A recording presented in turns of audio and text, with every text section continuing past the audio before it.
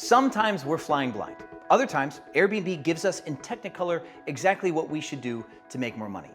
And as angry as hosts are that the summer release didn't have anything for hosts, it actually kind of did. Airbnb released services in an attempt to make more money. What they did not tell us is that we can also sell services. Some hosts already knew this. There is one person in this industry that's been saying it for years, that retailing is a trend that hosts need to jump on, because a house can make more money if you sell more than just your house. Now, Brian Chesky said you can Airbnb more than an Airbnb. And because Brian Chesky copied this woman almost verbatim, we need to bring her to the channel. Ladies and gentlemen, let me introduce you to Annie Sloan of the Host Co. Annie, so good to have you here. Thank you so much for coming. Thank you, Sean. I'm stoked to be here. Good, because we need you. I think we need you on this conversation. As soon as Airbnb released this, immediately I saw it. I'm like, this is her. I wonder how long they've been stalking you to come up with this idea. I think it's long overdue with my perception of what Airbnb is trying to pull off. But now obviously we can claim it's not an original take. We're friends. I'm friends with the Experiences team. We've talked many times. We've had them in our demos. We're still talking. Really? So it's an interesting time. All right, so it's like a friendly fire kind of situation. Yeah, I think that there are great things about what they're doing and what we're doing, and those can exist separately with some overlap. Okay, cool. Good to hear. Well, I don't want to hear like of anything tragic happening where suddenly Annie and the host co both disappear. You know, I'm surprised they didn't buy you out. Just, you know, like they wrote you a check and go, we're going to start services.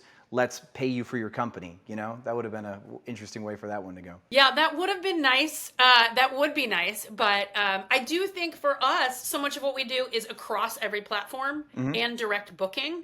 And the trend, I would say the zeitgeist of direct booking is going absolutely bonkers. And being able for us to see across every possible booking stream and see services and how they differ across booking streams is an important thing that we're doing. I actually didn't think that it makes so much sense. Different channels may pay for services more than others.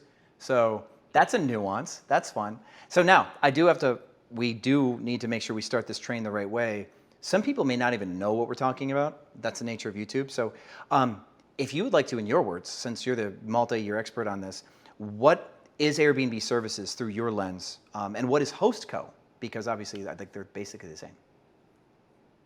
Yeah, so Airbnb services, if you haven't seen it yet, is something within Airbnb where when your guest is going to book a rental, they also will be offered services along with that. And it's very, very limited right now. Even I'm in San Francisco and there's like one wellness thing and it's like a psychic singer or something, you know, it's going to grow from there. But services is offering your guests local services like massage, chef. There's obviously experiences on one side, and I would define that as experiences are generally things where you need to leave the house. You're going on a tour, you're going on a bus, you're going to a restaurant, right? And services, while some are outside the house, almost all of them are things that will come to the house to serve you. So again, massage, chef, Reiki healer, etc. And why that is happening right now in particular is because people don't want to get on a bus with strangers anymore. Post-COVID is a big part of it.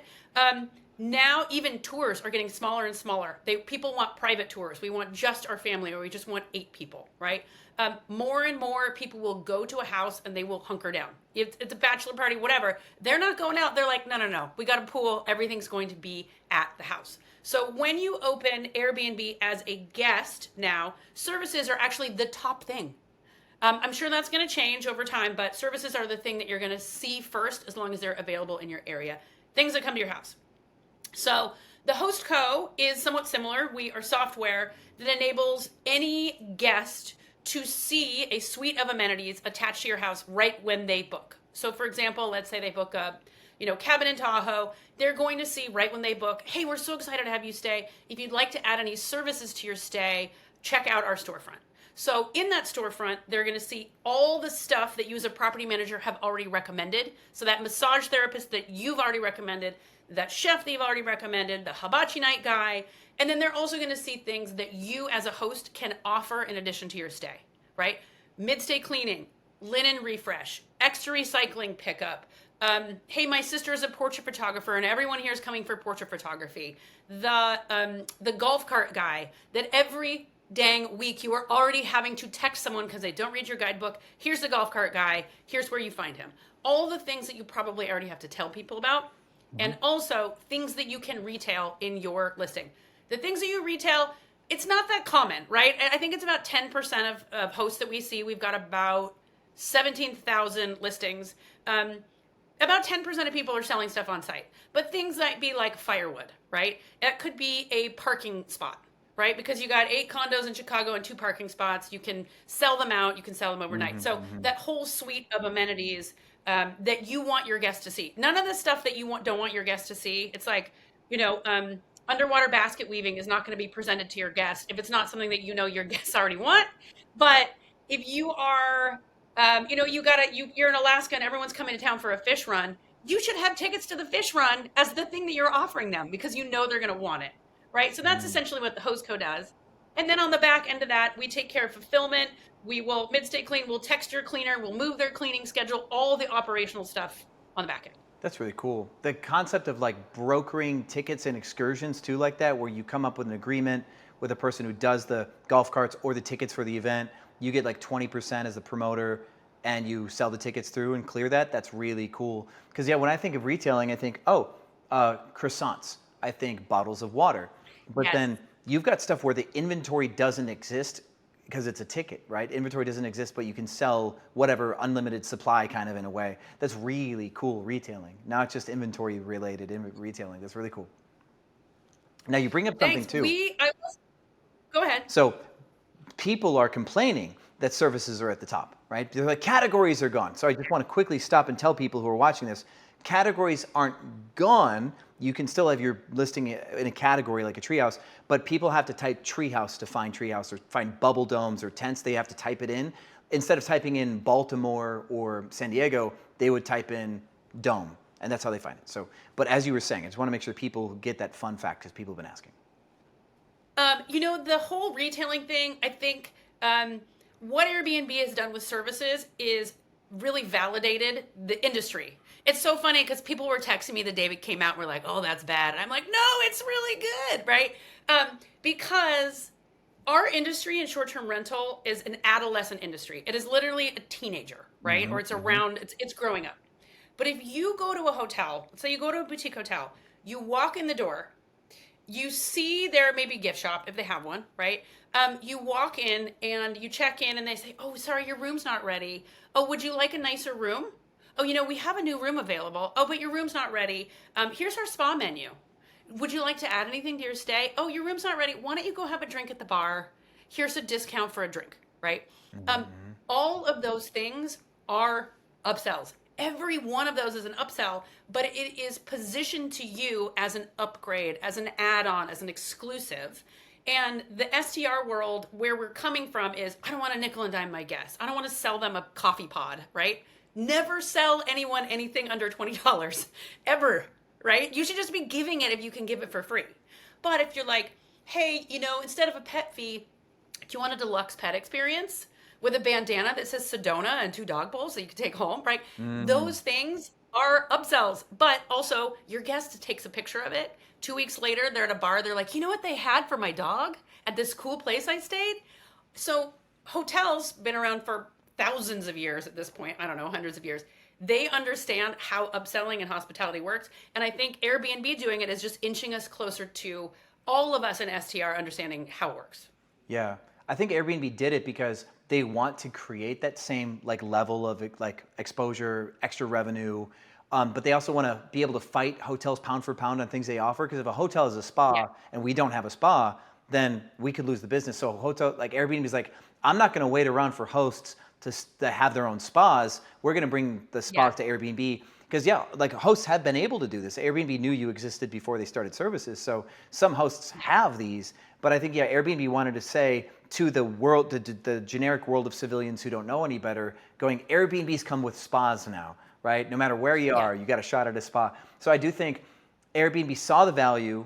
I don't think Airbnb is going to kick anybody off platform for selling their own massage therapy packages, but Airbnb wanted to be able to, kind of put that on their thing going, we're still as good as the Hilton or the DoubleTree because we do these things too. Yeah, I agree, except that now the revenue is in the hands of Airbnb, which is the biggest sticking point, right? Versus you as the host, you're not making the revenue. And they're often, Airbnb is holding the revenue for 3 months now on $3,000 in massages for your girl's weekend. And they're making money on that versus you holding that money or having that money and making extra money on that. And the other part of that, the biggest part, is you cannot use that as marketing for your listing. And again, it is not attached to your listing at all. So let's say it's like, I'm going to say a Reiki healer. My properties are in Joshua Tree, so it's like super woo woo. Like people will buy a vegan charcuterie board, which is like shocking to me. But if it is part of your listing, people will consider your listing. They will also tell their friends to use your listing because you had the service, right? Your listing becomes about that kind of 3-dimensional experience versus, oh, I stayed at this really cute place and I got this thing on Airbnb, right? So it's the same thing hotels do. I mean, a hotel will email you once a season and say, we've got this new pop-up chef, or check out these new classes we have available. They don't really have that much. You can't change your design that quickly and remarket a new design that quickly. So amenities, especially in hotels, is how they are often marketing.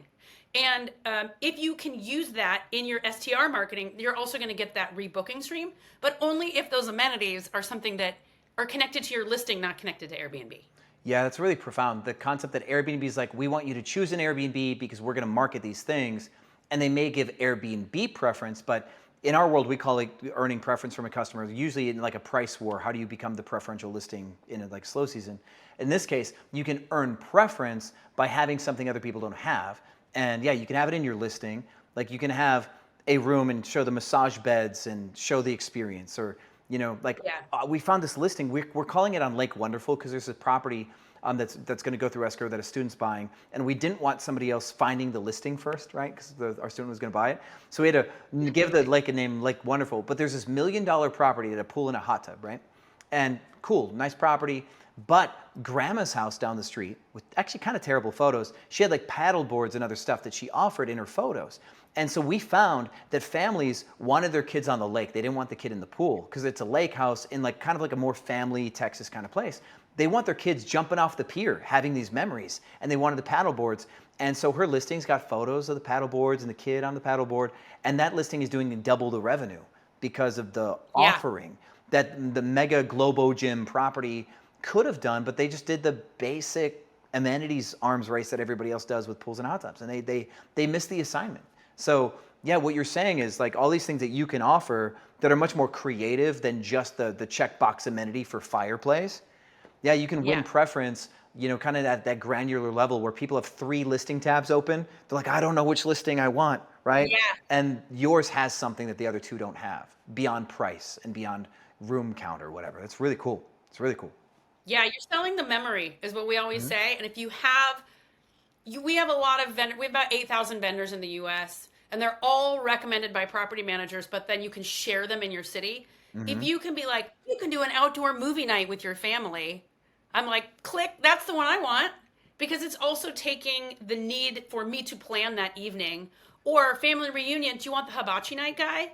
And guess what? They'll come back next year because they had such a good time with hibachi night guy, because you're selling the memory. It's what we like to also say is it's not a 2-dimensional memory. You can have a beautiful place, and again with the gorgeous sparkling pool. But if you're like, and look, you can have a tiki party next to the bar. Click, I want that one. Right? Yeah. That's really good. Yeah, because families come back. Yeah. And that gave me this weird, like ADHD thought. Like season to season, sometimes you have a slow season. And if you can create something that has like a real solid anchor like that, where people will come back every year, imagine clearing out your slow season because you created an experience that people then make it their family tradition. That's nuts. You're turning your weakness into a strength. That'd be huge. We have, I was talking to a hotel on Long Island about their amenities, because also if you have a direct booking site, you should be showing your amenities on your booking site. And I will tell you why, is because someone who maybe booked last summer, you're sending them a marketing email. they have no interest in coming back, right? At that point. But if your marketing email says, check out what we have this season, it gets them back to your website. It sends them down the purchase consideration funnel, even if they have no interest, right? 100%. So it's getting them to hang out on your website, right? So I was talking to this small boutique hotel in Long Island. They're like, well, high season obviously is the summer. How do we get people to come in the fall? And I said, well, what do people do in your area in the fall? And she said, apple picking. And I said, you should put we can find an amenities person to do a carriage ride, get the cute, like Instagrammable basket. It's going to be in their room, and they're going to book so they can take a photo of themselves in the carriage with that basket. Love that. Right? Love that. That's huge. Yeah. Yeah. I have a boutique hotel in Jersey that we've been like looking at how to make their place more, aesthetic in their more difficult seasons. Yeah. And that makes perfect sense. That's really cool. And even okay, so your direct booking site, sure, list your amenities. Your Airbnb listing, sure, list your amenities. But I've noticed more and more that listings that go multi-channel or have their own site, they've got to do more stuff that like a typical travel agency would do or that hotels have to do. So you should have blogs, right? That like maybe get some SEO reach, but then you've got these secondary ways that people find you where they don't have trust with you yet, right? They don't have any reason necessarily to like you. And so they kind of case you out. They might end up on your Instagram of all places, right? And I do think that out of all of like my biggest clients that have like the big portfolios that could spend money on making their Instagrams look good, none of them have caught up yet. None of them really thought about this concept that like mid-funnel, people find your portfolio and then they go through this like phase of checking on whether or not they think that you're on the up and up or worth their time. And they end up on your Instagram. Your Instagram's like sloppy and homemade and doesn't really sell like a listing is. And I think this problem that we have is because so many people have come to short-term rentals from Airbnb that's so low barrier to entry and it's all kind of like done for you. Put your photos here and write your description and Airbnb generates what they believe to be this prettiest representation. People don't know how to make a pretty representation of an Instagram account, right? But then when you have these amenities and stuff, that you can pull content in just different ways. Like you can pull content from the massage therapist that you bring in, right? You could steal some of their content. Yes. You can finally make an Instagram account that actually looks like you're a whole resort because you offer these amenities. And those posts that show the amenities and like the slow-mo of the Swedish massage and stuff, you can start doing that stuff for what was just a boring Instagram account for a log cabin. All of a sudden you've got all this extra stuff, all this content that makes your Instagram go, wow, these guys are actually really cool. And then they click whatever link, your direct booking website on Instagram. I do think one of the things I'm most excited for hosts is because like you just said, the offering is becoming more three-dimensional, then you have more to sell. So you have more content, you have more to say. I think as far as the direct booking thing and people building real businesses, I think this is a big, like, in a way, uncharted territory. Yeah. I think it just didn't exist before. And again, if you look at a hotel's Instagram, they're showing lots of these things. Mm-hmm. I think all of us in STR, you're like, this is not my job. I'm not a social media manager, right? And also, what am I going to show? I have my professional photos. What else could I show? Mm-hmm. Sean, you're exactly right. It's like, well, now you can show someone, getting a guided hike to look at the edible herbs or whatever it is on your property, right? Or the massage or the interesting stuff. I will say people always ask us, like, what's the coolest stuff that sells? The coolest stuff that sells is going to sell very little, right? But here is an example. We had a property manager attach a mobile tattoo artist as available at their Coachella villa. Mm-hmm. And that is like, sure, Instagram, but if you send out an email 3 months before Coachella that says, mobile tattoo artist, flash tats and by the way, we had to make sure that was legal because we look at everything on our platform that people are like, is that legal? Yes, it's legal in California. But if you get an email 3 months before Coachella that says, flash tattoo artist at our villa, book, right? If you get an email 3 months before Coachella or see it on Instagram that says early birds 10% off, who cares? You're discounting your brand, you're discounting your product, right? Mm-hmm. Versus being like, look at this really interesting thing. We had someone in Joshua Tree rebrand as a wellness destination just by adding Hostco amenities. I'm like, you probably don't even have a yoga mat, but right? They're like, check out our wellness destination. We have a sound bath healer. We have 5 types of massage, right? Because they just put their Hostco amenities as part of the package, right? And they could show really those. Solid. That's really fun. Yeah, because this concept of like flagship features that no one can afford. It's very luxury fashion, right? Yeah. People know about Hermes because of their Birkin bags and the stuff that you can't get unless you're on the list. And so what do people do? They go to Hermes to go window shop the Birkin bags, and they leave with like a pair of flats, right? They'll spend Yes. Yeah. $1,400 on shoes that they didn't want because they couldn't afford the $30,000 bag that they want. So yeah, you can have these things that say we're capable of greatness, this amazing thing that we're capable of. Yeah. Sure, you're not going to pay for it, but you're still going to come and you're still going to take some sort of like smaller thing. You're gonna live within your budget. There's this thing to reach for that kind of now can define your brand. That very few people will ever reach for. But then all the other little stuff that people want to spend money on experiences. So they're gonna find something that's within their price range. It's very cool to use the same kind of retailing, merchandising strategies that luxury brands use like that. It's fun. There is this one insight. I mean, I obviously could talk about this forever, but often in a couple, Okay. there's the person who books the travel and the person who goes on the trip. I don't know if this resonates, if anyone hears this, but and often the person that books the travel gets more enjoyment from the planning and anticipation of the trip than from being on the trip, right? Okay. You have the person who's like their bags packed 1 week before. You have the person doing laundry at 1 a.m. Literally, my husband's like hanging up shirts to air dry at 1 a.m. for our 5 a.m. flight. I'm like, what are you doing, right? But the person who books is often the person that likes to plan and they like to shop. That doesn't mean they like to buy, but they do like to shop. And if you give them the opportunity to browse and shop, they feel more of an emotional connection to your place, even if they don't buy anything.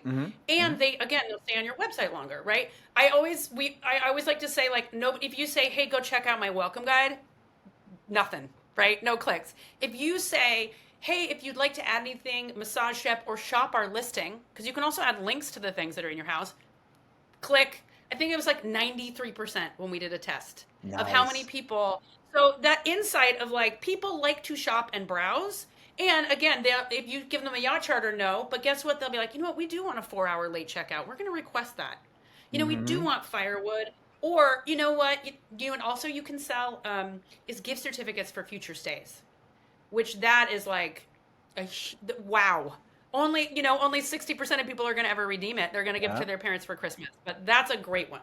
Yeah, aren't you supposed to keep the cash balance now with gift certificates? You still have the cash you can invest that money or something, right? Yeah. Yeah, cool. That's cool. You can keep it, and you can say, per subject to availability, you got to book 6 weeks in advance. You have a lot of stuff you can do with that. Yeah, that's still super cool though, right? That's still really nice.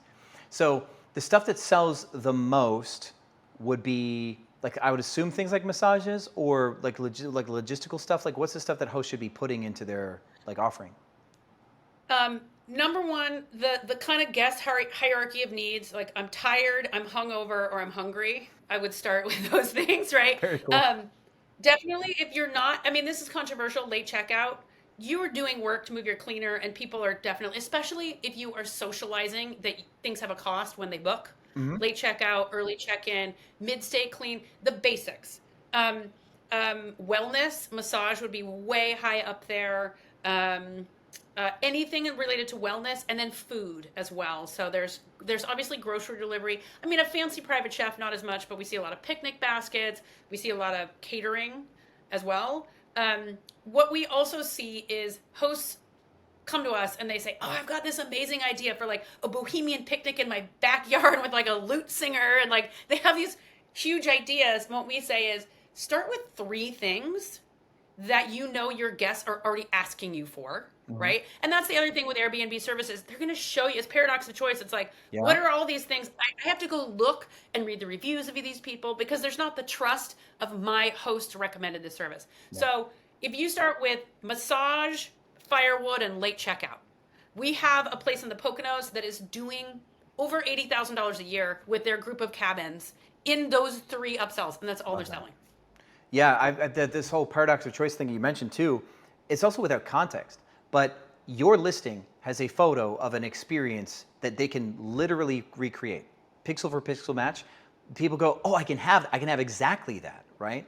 Where so Airbnb is going to be like, hey, have a chef come over, but it's not going to be the same kitchen. It's probably the marketing's going to be probably a pretty good kitchen. Airbnb's smart enough not to have it be like Martha Stewart's kitchen, because then that's unrelatable, but the kitchen's still going to look nice. So then you have a house that's got a lot of like old charm, but it is a little logistically a little bit more tight. Somebody's going to look at their kitchen and go, I don't think this kitchen's good enough, and they won't buy it, right? But if your photos show somebody doing work in your kitchen for a private chef, they know that it can be done because the photos were taken there. I do think that the context, that proof of concept is there too.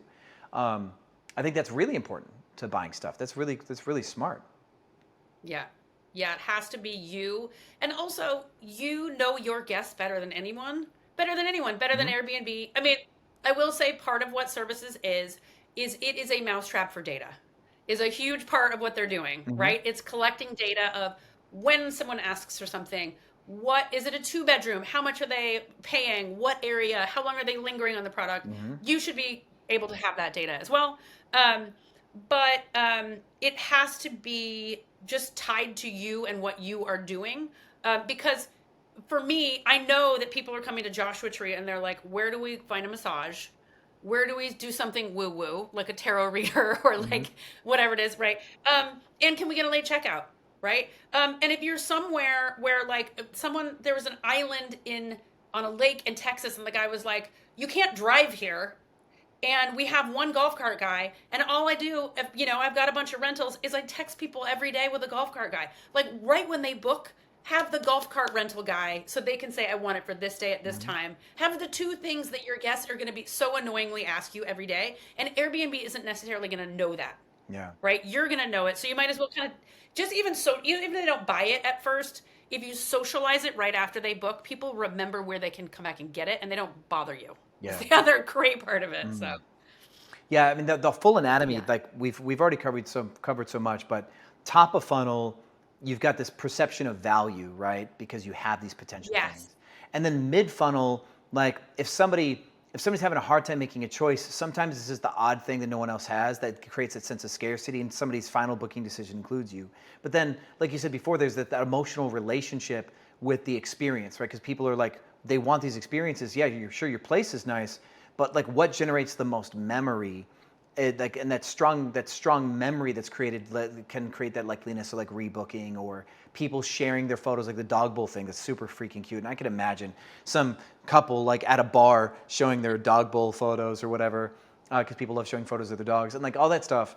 And not only in the bottom line generation, right? But if you think about it too, like we went through a time during the bust, and I think that's when like I really started to really consider your work the most, is because during the bust, people's margins were compressed and people were making way less money.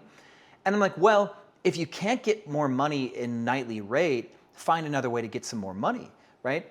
And then it hit me. There's a coach that came to me in Dubai and is like, he's an Airbnb coach, but surprisingly, he was missing a couple of pieces of his own equation. I'm like, you're missing a wage arbitrage play. I'm like, if your properties only do 15% margin, because that's what his final NOI was, I'm like, that's really low for Airbnb to make 15 cents on the dollar take home. That's low. But since your wages are small and people make so little by the hour, start training your own massage therapists and get your own drivers and sell these things, because the margins on a massage therapist, if you pay them by the hour Dubai money and then charge resort money, it'd be huge. And so during the bust, some people could be breaking even on their actual occupancy, but then all of their profit could be coming from back-end retailing. I think this is a way to be more sturdy in down markets too, not just winning business when everybody else is a good listing too, not just taking advantage of the good times, but I do think retailing is a solid way to kind of reinforce the business model. So if you do hit headwinds, you've got another way to reach in the bag and make a couple extra bucks. So I think hosts should be considering this stuff not just for opportunity, but I'd say for fortitude. Yeah. I mean, the average, I will tell you, last month, the average is like $200 to $400. It's not insane, I will say. I mean, you don't want to be like, I'm making $5,000 extra a month when I'm making $500 a month on my listing. But if you make, let's say, $200 to $400 more per listing per month, And then you multiply that. We have people who are making $3,000 a month. We have people that are making 8. It just depends on your portfolio and what you're selling, right? Yeah. But also, if you're a property manager and you are property managing someone else's listings or co-hosting, that revenue is guest experience revenue. So you might not be making 20% of the booking, you might be making 50% of the guest experience revenue. So you are keeping more of that money for yourself as the property manager. I've seen people do it, property managers do it, where they keep all the money. This is my favorite way that property managers do it. Mm-hmm. They keep all of this guest experience revenue, and there might be like, hey, we got 5 listings. We're making thousands more a month, or 10 listings, right? And then they are giving a bonus to the owners. Because people love getting more money. They don't like extra money being taken away. So if you can say, guess what? You made a $200 guest experience bonus this month. That owner is not going to leave. They're stoked, right? They're like, oh my God, this is awesome, right? You can also have it transparent, where when something sells, you can have it, our system, it can text the owner. That is another way that owners love you, because it's this little dopamine hit. Ooh, we made a $50 extra sale. You can have every sale text them. And again, they will never leave. Even if, you're just becoming more and more competitive in your space. Yeah, that's really fun to sedate, the more neurotic, I hate to use the word, but more neurotic owner, right? There's some people who are such worrywarts about their property that they need constant reassurance. And so if you're retailing is your way to give them daily reassurance, just more frequently, anytime that they get good news, they'll shut up for a day or two, right? But no news for 5 days, and they're wringing their hands and going, I need an update. But yeah, that's like a pacifier for a child, That's really good. Yeah, exactly. If any real estate investors are listening, that we're probably going to offend somebody with that. But no, that's one of the hardest things about being a co-host too, is account management. Some owners are just a pain in your side, because they just need to know that they're going to be okay until it gets old. But yeah, that's a great way to kind of add a little extra something to keep the owner on your side, so they don't bust your chops all the time. Because in my company, Helm, we just do revenue management for 5%. And 5% is not a ton, but we do guest support revenue management. And even though we're just doing one portion of running the listing for a smaller percentage, they still bug me more than my co-hosting clients, the ones where we do everything, full automation, because just some people are worrisome, And so we've realized that part of our imbalance in that business model is we'll need to spend a good amount of money on staff that can hold people's hands, so that way, they don't bug me and my co-owner. I've got a co-owner who's a student of mine. If they just bug us all day, then we can't do our jobs. You know what I mean? So a portion of our money will have to go to keeping clients happy. But yeah, these types of things where you send them automatic updates that things are good, then they bug you less. So I mean, there's so many little benefits to doing your own retailing. And I do think it's super smart, because if Airbnb controls everything, they not only they get all the data, they get all the the benefit of reputation and all that stuff. But when you control it, you get kind of remembered. You are the person who's remembered for the experience. You get the data. You find out what sells. You can set the terms. You can set the margins. And then you can control the shopping experience, where Airbnb is here's everything, right? Here's absolutely everything, you said. But you can control it. And some of the best restaurants in the world have a very small menu, and for good reason, to control the experience. So, is there anything else that hosts would really need to know? Do people get tripped up somewhere along the way? Are there common stumbling blocks with something like this that people would need to be aware of when they would get started in the world of retailing and upselling?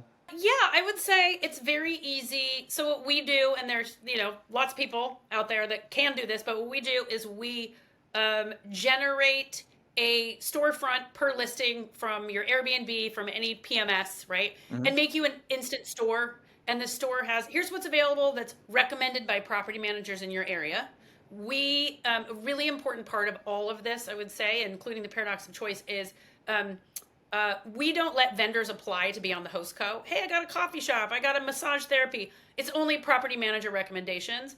If you are dealing, I'll make this very brief, with a channel an experience channel where you open it and it's 90 things in it, it's because they're making ad money. They're charging the vendor to show an ad. That means the quality is not checked. Versus, here's a couple things you can do. That can be shared. The host co store can be shared with your guests right away. I would say the thing that trips people up the most is what I was talking about. Oh my God, I want to have like someone to decorate for birthday parties, right? And I got to find that person. Or host code, can you go find that person and vet them for me, right? Starting with 3 things or 4 things is the best way to go. The other part of that is every service that we have is on a request. So no guest can be like, oh, I just bought a late checkout. Oh, I just bought a mid-stay clean. It is we are registered as lodging as for credit cards, so we can hold their request for 30 days. While you're like, I don't know if they can do this thing or that thing, but because everything's on a request, there's very low risk. And the biggest hurdles are 1, knowing that you should just do a few things, and 2, going live with it. And why that is because you want to see what your guests ask for, how they approach it, right? Your guests are going to start telling you what they want that you didn't even know before because it wasn't even a system there. So it is just going live with it and having everyone who is a host is like, oh, this is my business. I want my guest experience. I want unreasonably amazing hospitality. I want it to be seamless, right? But going live with something and just seeing how your guests interact with it, even for a first month without offering anything, is the way to get familiar with it. Otherwise, you kind of get stuck in second gear of like, oh, well, my sister's going to do balloon animals, and it's like, don't go crazy with things that people are never going to actually buy, right? As well, go live with 3 things. That's a common creator trap. Like I do the same thing with content, right? I'm like, I want people to hear me say this. I want to tell people this, but like, what does the audience want? Really, what do they want? And sometimes we get caught in the weeds. You're like, oh, like as a business owner, I think this is important, or as an investor, like my ego says, or like I want my sister's business to be successful. So internationalballoonanimals.com is now, you have to buy balloon animals. If you rent my property, you have to buy balloon. Yeah. We get in the way. We sometimes just get in the way of stuff. And actually I told one of my students, this is kind of our kind of auxiliary, because when you sell this stuff on social media, and I think people should be doing this on their Instagrams. I told I got a new student in Belize, so that makes 43 students. I have 43 countries I have students in now. Belize is a very small one. Very fun. Yeah. But there's like a travel restriction. Canada says don't go to Belize, right? They're like, what do we do? So we're trying to solve this problem. I'm like, well, you can do Instagram posts that say like the 5 coolest places to go in the Yucatan, the 5 most exotic animals in Yucatan, 5 best scuba diving spots. And we're targeting people in Yucatan, Mexico, who are already on vacation, like in Tulum, and going to hit them with ads to try to get them to come to Belize, right? But I was like, one thing that's going to be very important is when you make these posts, you need to get out of the way. Don't have a bunch of like, buy now, buy today, like in your graphics. Make the post shareable, because the people who share that type of content, they're already in Tulum. So they want to share a post that's like the 5 most beautiful sunsets in the Yucatan, and they've already been to Tulum, so they're going to share this Tulum post because like, I saw this beautiful sunset, I was here, right? And then that's how you show up in the post as part of the curation. And but if you said, hey, buy our location, the people who could have shared it for like how awesome the post is would now not share it because it's kind of self-serving, And so I think with this kind of same concept, if you offer stuff like through the hostco instead of doing it on your own, you've got that data to know what people actually want, and you don't end up with that used car salesman self-serving effect.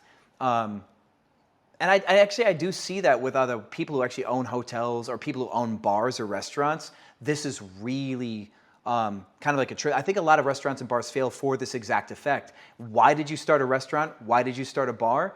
Because I wanted people to know I own a bar. I want to go drink at the bar and say, this is the bar. I own this bar. This is my bar. And one of my very first businesses, somebody went out of business because I sold teeth whitening kits, and I told people I'm just a marketing rep. My business card said marketing rep. But a guy who tried to copy my business model, he wrote CEO on the business card. So when he handed people the business card, people would look at the card and look at him and go, CEO, this is unimpressive. But, so it's like that thing, like you're selling to somebody, and what they think and how they feel is the only thing that matters. And when we bring it back into Airbnb in this like, who's going to share your listing? Who's going to share your website? Who's going to share you on social media? They're not sharing you on social media when somebody shares this stuff, right? They're sharing they're sharing how amazing their vacation was, how amazing their experience was.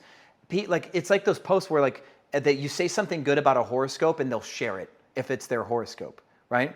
Totally. So if you want to go viral, you say these horoscopes are the friends that will never let you down, and you list 10 of the 12, right? So now 10 of the 12 will share it because they're on the list, right? And it's like, so people are sharing things on social media to say, I am awesome, my life is amazing, I went on this trip, I got this massage, some chef made me dinner. And yeah, because you're giving people more reasons to say my life is awesome, then they're sharing your stuff in the context of saying my life is great, and everybody else who like maybe is like envious or wants to like have the same experience, then they come to you instead of Airbnb services. Because if the same person did something the same, they're like on a tour in Dublin, Ireland, right? With the Airbnb experiences when it first came out. I think experiences did great for that reason. People are like, oh yeah, we're in Dublin, we're in this on this pub tour. And then people go, I want to do that in Ireland. And then, yeah, these experienced guys would make all this stuff. So now that Airbnb is doing services that come to your house, you actually don't get the same linear relationship, because the guy that does the pub tour is the guy that does the pub tour. But the massage therapy, it could be one of like however many people who do massage at the house. So I do think, not to get terribly tangential, which I'm prone to, but I do think that you controlling these things then make sure that when somebody promotes how awesome their situation was, you are the vendor for that thing still. Where Airbnb services, people are going to post that they got a massage at their Airbnb, but it's going to be Airbnb branded. It will have nothing to do with you, but people will be making these posts. And so, yeah, we'd be missing out on a big part of the organic marketing that comes from doing a good job if we don't sell this stuff ourselves. Yeah, if there's also, if you on social can get that, if you can get the brand to post it. So there's a company in Boulder that does like barrel saunas, and they're towable, so you can drive it up to the house. It's also a cold plunge. It's so cool. That's looking cool on the inside. Like tons of people follow them. If you can be like, hey, at Barrel Saunas at Brownstone Cabin, and at Brownstone Cabin, and you can get that other brand to repost it, you're getting their entire audience, right? Yeah. And you're not having to think up the content, or if you just have to connect it, as you said, to you, and not have it just be willy-nilly outside of that, and all of a sudden you've got all this content. Yeah, exactly. And collabs make it easier than ever on Instagram, right? You just tag the person you want to collab with, and you both click yes, which I'm pretty sure we'll probably do when we do short version of this, like this short form of this content. The collab thing will happen. Say Annie and Sean, same post, like, and yeah. So somebody might be better at making the post, and somebody's got the reach, and boom, you got marketing. I think this is a really cool move, because Airbnb every now and then does this, right? They're like, we're going to do this because we think it makes money, and the hosts that are paying attention goes, why is Airbnb doing this? Like, why do they think this is going to make money? How exactly is this going to work? And I do think the barrier to entry in this business is so low that so many hosts will still not jump on this, right? Like people like, I just do Airbnb. I just own the house. It's better than long-term. I want it to be as passive as possible. And so people will not even like, they don't try to innovate. And I think that's where people got hurt during the Airbnb bust is, there's good quality product that came in that was a little bit more evolved than some of these 10-year-old properties. Yeah. And these 10-year-old properties kind of got their butts kicked, right? And this could be another one of those waves where we're going from nice properties to the right type of experiential, you could still say listing, and people who don't offer the extras kind of then are at a natural disadvantage again. So I do think Airbnb has made it easy to be a host, but they make it really easy to be a bad business owner for the same reason, Yes. Yeah. Services, my metaphor for this is that, let's say you buy a coffee shop, you're a business owner, you buy a coffee shop, you lease or you buy the real estate, you design it, you pick out the beans, you hire the staff, you start running your coffee shop, you put it on Yelp, right? Let's say Yelp, or a local guidebook, right? Service. It's going great. And then one day some guy wheels in a pastry cart right next to the cash register and is like, hey, I'm selling my pastries. And you're like, who's this guy? What is he doing here? You don't know the quality of the pastries. And someone, even though you're going to say it's a different guy. They're still going to review the pastries on your coffee shop. It's kind of like Mm-hmm. Airbnb using your infrastructure and rolling in and saying we can sell services out of your listing because you're in our guidebook, right? And you're not making any money on those pastries, and you're taking on the liability. You're taking on the reputational risk as well of having that service. Is if you're not saying yes, I want this service. This is a service that I want. I'm curating this service, and you're just leaving it to the pastry guy. You're also not making any money off of those pastries, by the way. Yeah. So just if you look at it that way as a simple business owner, that you should be doing it yourself, and you can do that with a really low lift. Again, you can do that with 3 things that are curated elsewhere. You don't have to have an entirely new business running amenities. You're right. And with Airbnb's review removal thing, I can never say review removal that. But with that issue right now where people are having a hard time getting them removed, like the Yeah. risk of somebody leaving you a bad review and then you got to try to convince Airbnb that that review wasn't indicative of you, but Airbnb as a whole. I just had this with a student yesterday. A guest was upset that there was a camera outside. Airbnb says Yeah. you can have cameras outside, you just have to disclose Yeah. them, right? And so the host did that. He disclosed the cameras, all of it, or she did. Disclosed the cameras, everything was on the up and up, it was in the house rules, everything. She did her job. The guest knows that there's cameras, but then went to stay and then did not like that there was a camera outside near the pool and probably wanted to do something silly that whatever. And so she left a negative review about the camera being at the pool. And that review is not necessarily a negative review of the host, but it's a negative Yeah. review of Airbnb's stance on allowing hosts to have cameras outside if they Yeah. disclose them.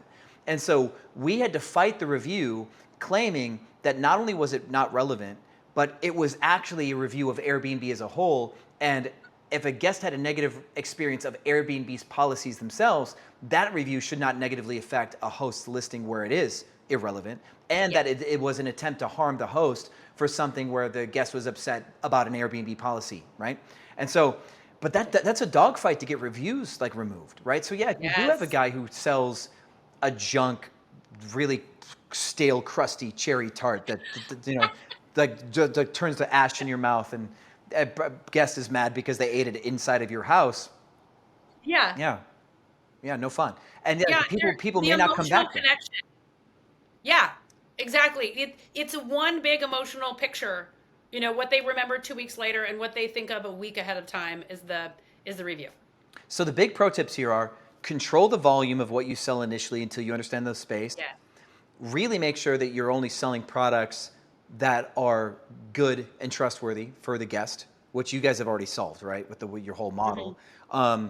Use the existence of these amenities to increase your curb appeal or like street value, and then use these amenities for retargeting, back-end marketing. Try to create yearly things that create habits with families where maybe they do the family reunions there, and align these products to try to win preference against other people who are not telling that same experiential story because they don't offer it, or they're just relying on Airbnb to do so. And Airbnb is not giving us stock photography with a massage. Like they're not using AI to generate a massage therapist in this living room, right? They're not doing that. So Yes. yeah, and without getting like overly nihilistic, like business is a little bit like war, and Yeah. you either get the business or you don't. Somebody else will, and at the end of the year, you can go, "Oh wow, I wish it was different," or you could have made the decision to make the extra money yourself. And this could be one of those things that if services become such a big deal that people expect them, the Yes. secondary, like the way this could actually ricochet is people are like, oh, you could do services at Airbnbs. These sound really good. But then only the people who have enough skin in the game with services to market it on their own because they're using something like the HostCo, only they will be adding photos and stuff to market this, and they'll be prepared to be a good partner for services. Every other host that's just relying on like Airbnb to add these in, they may become like the Airbnbs that just have really like ugly plain furniture, right? Where other people bought Yeah. wallpaper and chandelier. We could in 2 years see an expectation of services and listings kind of as a standard for a certain listing quality, And if you don't actually Yes. offer them yourselves, then you're actually not going to market them appropriately and your listing won't look good enough. That could actually happen. It's kind of crazy. Could be a new meta. Yeah, and it's in Joshua Tree. You've got every mid-century bohemian, gorgeous design. It's so saturated. 1,900 listings in the area. Your guest cannot, and sure, amenities. Your guest is going to have a really hard time selecting between those properties. What is the one little? Maybe it's the dog bowl. I stayed in a hotel because I saw a pillow in their gift shop. I'm like, that's the hotel I need to stay in. What is the little thing, or what is that little service that's that hook? Yeah, right? was that the tipping point, Malcolm Gladwell kind of thing? Yeah. Yeah. Yeah. You could do everything just to get the same result until that one. That's why I've been adding pianos. That's a piano hiding back there into a lot of my regular, like all my Dallas properties. I'm throwing like pianos. This was like a regular stand-up, but like I'm trying to get grand pianos in my places because they just photograph well, right? You have a grand piano in the middle of the room. And I dropped out of music school, right? So like I know if I'm gonna buy a good piano or a bad piano because I can know how it plays. And that's kind of like my version of like, if there's 500 or 700 studio or one bedrooms in high rises downtown Dallas, right? Location. How many have a piano? Exactly 3 of mine, right? That's it. So if we can find X factor, right? Then we win. And so you already do know what people tend to like to buy. And so with that data, then I can go, okay, cool. Then maybe what I need to do is when I make a listing, I need to have a photo of the sauna and a vegan charcuterie board. Yes. Right? So, yeah. And put on magic bookends. Oh my gosh. And the snapmacular. I mean, talk about a trope. Okay. Well, that's what they call a bookend, right? You got to take it back to the beginning. Yeah. Bilbo Baggins style. So. I really appreciate you coming and hanging out and talking with us about this. Are there any last things that you think that people should know or that you would like to express to the world of Airbnb Automated? I would say if you want to learn more about amenities, join us for a demo or a QA. You don't have to sign up for our product, but we just talk about how these things work. And that's a huge part of it. I would also say just really start listening to your guests because often, or your property manager, you're an automatic no. Oh, do you know where we can find this? Oh, what about this? Why we started the Host Co is because midnight on Saturday night, I kept getting texts that are saying, hey, we ran out of firewood and we're 2 bottles of wine in. And, my property in Landers, California, it's 20 miles from where you can buy something, anyway. Start listening to what your guests are already needing. And that's your opening spot is what do your guests need that you're not giving them that you can automate? Yeah. I'd have been the host that would just put a hatchet at the house and then somebody 2 bottles of wine in is trying to chop their own wood and then I get in trouble. So that'd have been my bad. We would have had some scorpion bites if we did that at where we are. Yeah. Yeah. So there are good solutions and there are bad solutions to our hospitality promise. Hostco is taking in the right direction. So very cool. Obviously there's going to be a link at the bottom of this video. I'm probably going to have held a QR code hiding in the corner probably for people to find us to. And if there is a case study or a demo or anything else, I'll go hunt that down and we'll find a way to get people to be able to see a little bit more under the hood. I think that'd be a really cool idea. Yeah, for sure. Annie, you're the best. You're obviously, I would say remarkably intelligent, but actually it's probably not that surprising. So maybe, you can't use the word remarkable because it implies surprising. You are, of course, as intelligent as I think you need to be in your position. So thank you for sharing your brain and your insight with everybody here at Airbnb Automated. And I hope people start selling stuff and making more money at their houses. It's a great idea. Yeah, start booking more. Let's revenue, extra revenue, more occupancy. We're all focused on that, right? I'm a revenue nerd, so let me actually let me give my final thought on this. If you know that you make on average $15 a night on reservations, then you can be a little bit more aggressive on price and still come away, right? If you're like, I'm not making enough money, I can't lower my rate anymore, be like, well, I can. I'm making more money on the back end. So in a time where you have to get into a price war, God forbid, right? There's always going to be times where we have to be ready to fight on price, just in case. If you know that you're going to clock extra money on the back end, then you can afford the drop because you know you're going to pick it up on the back. And that's just if anything, that should just give you that confident, warm, fuzzy feeling to know that you can just put your competitors out of business. The warm, fuzzy feeling to know you can put your competitors out of business. Totally. So adding extra revenue sources means that you can fight a little bit more on price. Like if you look at Las Vegas hotels, they'll give you the thing for free if you go throw like some dice, you know? So this Yeah. makes a lot of sense. And so let's hope that Airbnb keeps teaching us, you know, in the ways that they do. It is cool that it's not obvious enough, because the one thing that we see on this YouTube channel is the less people that understand something, the better it is for the rest of us here, because we are still in business, right? If we told every Airbnb host in the world how to fix all their problems, then this would be a lot harder of an industry, you know? So, you know, I hope this video gets a lot of reach, but for every host that watches this, I'm sure they would like this video to not get a lot of reach for that same reason, you know? Thankful to Airbnb for showing us services is a legitimate thing. This is really cool for your company that they really vindicated your position that services matter. Let's hope that they keep giving us little glimpses into the world of running like basically a hotel, like running this business like a hotel, because the better that we all do, you know, in our little fishbowl, the more we pay attention, the better we do, I think is what I'm trying to say. So. Yeah, and it is a business. They have tried to say, oh, it's an Airbnb. You're running a tiny hotel, and you should have the support and infrastructure to run a tiny hotel. I think that's the mindset shift. Yep, right? That's right. It's a big mindset shift. When people stop becoming hosts and start becoming owners, there's a good few changes that occur.